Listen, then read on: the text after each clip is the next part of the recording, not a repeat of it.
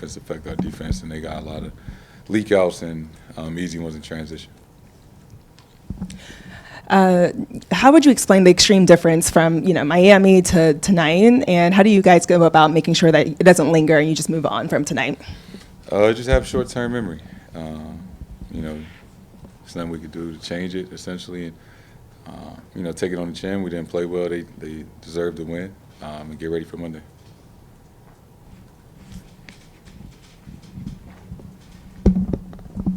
Even though most of the game was a struggle in the fourth quarter, the bench unit had 36 points and actually played pretty well. What did you see out of them, and how hard is it, you think, for them to be able to come in engaged when you guys are losing versus most of the time when they're coming out and you guys are blowing teams out? Do you see a difference in kind of the way they approach those opportunities? Absolutely. Give those guys a lot of credit. They stay ready whenever their opportunity and number is called. And, even nights when the game is kind of, slipping away from us, they still came in and gave maximum effort. So, it was really good to see that.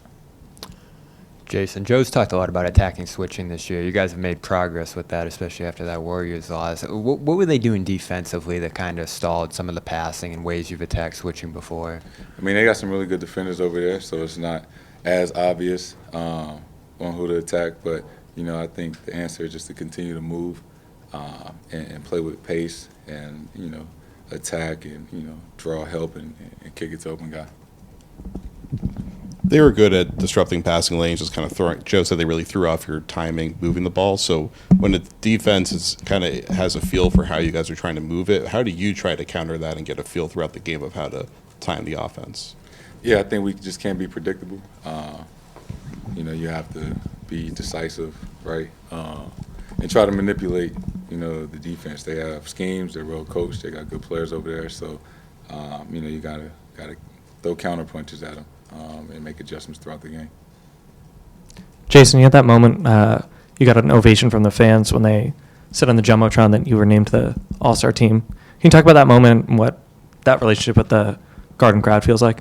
That was great, very special. I'm sure a lot of the people in there voted for me to help make that happen. So, it's a cool moment that kind of showed my appreciation, that I was really grateful for that moment and, thankful for the fans. You mentioned the difference between the Heat game and this game tonight. Porzingis was a huge part of the offense in the Heat game. How do you guys adjust to not having him on the floor as sort of that release valve? And it felt like the ball was stopping a bit more tonight. How do you change when he's out? Yeah, obviously we play a little different when he's not out there. But, we still have answers and, we feel like we have enough to win. And, we still have to have a certain identity on how we want to play. And how we want to attack. But tonight, we just didn't shoot the ball nearly as well as we would like to. Thanks, Jayson.